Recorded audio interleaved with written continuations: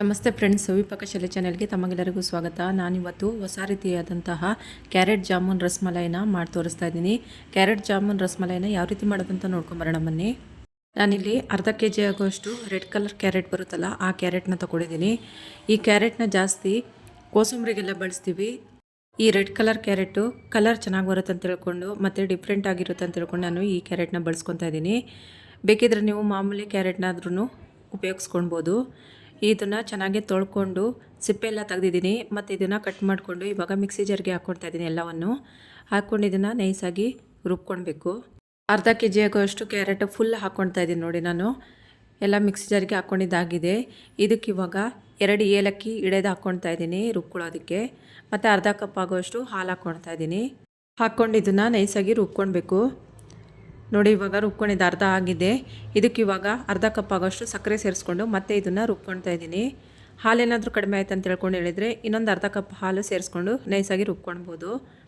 ಇವಾಗ ಗ್ಯಾಸ್ ಮೇಲೆ ಒಂದು ಕಡಾಯಿನ ಇಟ್ಕೊಳ್ತಾ ಇದ್ದೀನಿ. ಅದಕ್ಕೆ 4 ಟೇಬಲ್ ಸ್ಪೂನ್ ಆಗೋಷ್ಟು ತುಪ್ಪ ಹಾಕ್ಕೊಳ್ತಾ ಇದ್ದೀನಿ. ತುಪ್ಪ ಚೆನ್ನಾಗಿ ಕಾದ್ರ ಮೇಲೆ ಅದಕ್ಕೆ ನಾವು ಏನು ಕ್ಯಾರೆಟ್ನ ರುಬ್ಕೊಂಡಿದ್ವಲ್ಲ, ಆ ಕ್ಯಾರೆಟ್ ಪೇಸ್ಟ್ನ ಹಾಕ್ಕೊಳ್ತಾ ಇದ್ದೀನಿ. ಚೆನ್ನಾಗಿ ಇದನ್ನು ಕಲಿಸ್ಕೊತಾ ಮಿಕ್ಸ್ ಮಾಡ್ಕೊಳ್ಬೇಕು. ಕ್ಯಾರೆಟ್ ಹಸಿ ಸ್ಮೆಲ್ ಏನಿದೆ ಅದನ್ನೆಲ್ಲ ಸ್ಮೆಲ್ ಹೋಗೋ ತನಕನೂ ಚೆನ್ನಾಗಿ ಇದನ್ನು ಕಲಿಸ್ಕೊತಾನೆ ಇರಬೇಕು. ಕ್ಯಾರೆಟ್ ಏನು ಹಾಕಿದ್ದೀವಲ್ಲ ಅದ್ರ ಕಲರ್ ಇನ್ನೊಂದು ಥರ ಚೇಂಜ್ ಆಗುತ್ತೆ. ಅಲ್ಲಿ ತನಕನೂ ಇದನ್ನು ಚೆನ್ನಾಗಿ ಕಲಿಸ್ಕೊತಾನೆ ಇರಬೇಕು. ತಳ ಬಿಡುತ್ತೆ. ಮತ್ತು ನಾವು ಏನು ತುಪ್ಪ ಹಾಕಿದ್ದೀವಲ್ಲ ಅದನ್ನು ಅಷ್ಟೇ ತುಪ್ಪ ಬಿಡ್ಕೊತ ಬರುತ್ತೆ. ಅಲ್ಲಿ ತನಕನೂ ಇದನ್ನು ಕಲಿಸ್ಕೊತಾ ಇರಬೇಕು, ಒಂದು 10 ರಿಂದ 15 ನಿಮಿಷ ತನಕನೂ. ಇವಾಗ ನೋಡಿ, ತಳ ಏನಾದರೂ ಹಿಡಿತಾ ಇದೆ ಅಂತ ಹೇಳ್ಕೊಂಡು ಹೇಳಿದರೆ ಇನ್ನೊಂದು 2 ಸ್ಪೂನ್ ಆಗುವಷ್ಟು ತುಪ್ಪ ಹಾಕ್ಕೊಂಡು ಚೆನ್ನಾಗಿ ಇದನ್ನು ಕಲಿಸ್ಕೊಳ್ಬೇಕು. ನಾವು ಇದನ್ನು ಕೈ ಬಿಡ್ದಂಗೆ ಚೆನ್ನಾಗಿ ಕಲಿಸ್ಕೊತಾ ಇದ್ದರೆ ತಳ ಹಿಡಿಯೋದಿಲ್ಲ. ಮತ್ತು ನಾವು ಇದನ್ನು ಮಾಡೋತ್ತಿಗೆ ನಾನ್ ಸ್ಟಿಕ್ ತವ ತಗೊಂಡ್ರೆ ತಳನೂ ಹಿಡಿಯೋದಿಲ್ಲ ಮತ್ತು ಕೆಳಗಡೆ ಪಾತ್ರೆ ಸೀದೋಗೋದು ಇಲ್ಲ. ಇವಾಗ ನೋಡಿ, ಅರ್ಧ ಆಗಿದೆ. ಇದಕ್ಕೆ ಇವಾಗ ಮೀಡಿಯಮ್ ರವೆನ ಒಂದು ಅರ್ಧ ಕಪ್ ಆಗುವಷ್ಟು ಸೇರಿಸ್ಕೊತಾ ಇದ್ದೀನಿ.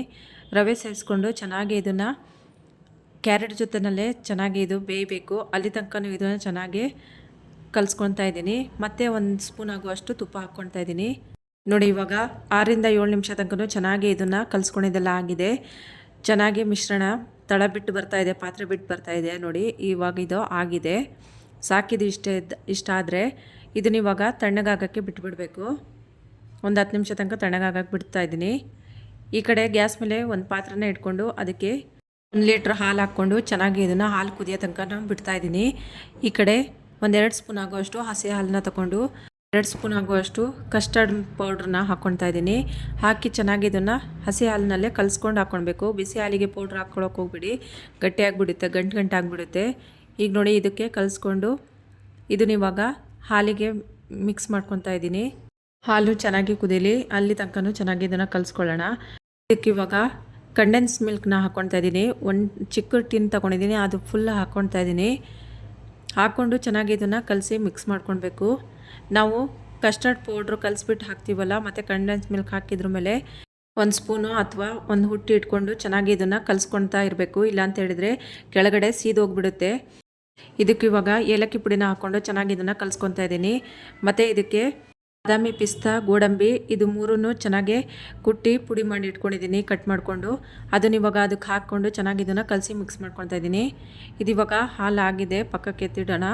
ಈ ಕಡೆ ನಾವು ಕ್ಯಾರೆಟ್ ಮಿಶ್ರಣ ಏನು ಮಾಡಿಟ್ಟಿದ್ವಲ್ಲ ಅದನ್ನ ಇವಾಗ ಉಂಡೆ ಕಟ್ಕೊತಾ ಇದ್ದೀನಿ. ನೋಡಿ, ಇವಾಗ ಚಿಕ್ಕದಾಗಿ ಮೀಡಿಯಮ್ ಸೈಜಲ್ಲಿ ಜಾಮೂನು ಉಂಡೆ ಥರ ಕಟ್ಕೊಳ್ಬೇಕು. ನೋಡಿ, ಈ ರೀತಿಯಾಗಿ ಉಂಡೆ ಕಟ್ಕೊಬೇಕು. ನೋಡಿ, ಕೈಗೂ ಒಂಚೂರು ಅಂಟ್ಕೊಳ್ತಾ ಇಲ್ಲ. ಕೈಗೇನಾದರೂ ಅಂಟ್ಕೊಳ್ತಾ ಇದೆ ಅಂತ ತಿಳ್ಕೊಂಡು ಹೇಳಿದರೆ ತುಪ್ಪ ಅಥವಾ ಎಣ್ಣೆ ಕೈಗೆ ಸವರ್ಕೊಂಡು ಉಂಡೆನ ಕಟ್ಕೊಳ್ಬೋದು. ನೋಡಿ, ಇವಾಗ ಎಲ್ಲ ಉಂಡೆ ಕಟ್ಕೊಂಡಿದ್ದಾಗಿದೆ. ಉಂಡೆನೂ ಎಷ್ಟು ಚೆನ್ನಾಗಿ ಕಾಣಿಸ್ತಿದೆ ನೋಡಿ, ಸಖತ್ತಾಗಿ ಬಂದಿದೆ. ಕಲರು ಅಷ್ಟೇ ಸೂಪರಾಗಿ ಬಂದಿದೆ. ಇವಾಗ ಇದನ್ನು ಬಿಸಿ ಹಾಲು ಮಾಡ್ಕೊಂಡಿದ್ವಲ್ಲ, ನಾವು ಏನು ರಸಮಲೈ ಮಾಡ್ಕೊಂಡಿದ್ವಲ್ಲ ಆ ಹಾಲಿಗೆ ಹಾಕ್ಕೊಳ್ತಾ ಇದ್ದೀವಿ. ನೋಡಿದ್ರಲ್ವ ಫ್ರೆಂಡ್ಸ್, ಸೂಪರಾಗಿರುವಂತಹ ಕ್ಯಾರೆಟ್ ಜಾಮೂನ್ ಮತ್ತು ರಸಮಲೈನ ಯಾವ ರೀತಿ ಮಾಡ್ಕೊಳ್ಳೋದು ಅಂತ ತಿಳ್ಕೊಂಡು ಹೊಸ ರೀತಿಯಲ್ಲಿ ಇದನ್ನು ಟ್ರೈ ಮಾಡಿ ನೋಡಿ. ಇಷ್ಟ ಆದರೆ ಲೈಕ್ ಮಾಡಿ, ಶೇರ್ ಮಾಡಿ, ಸಬ್ಸ್ಕ್ರೈಬ್ ಮಾಡಿ friends. Thank you for watching.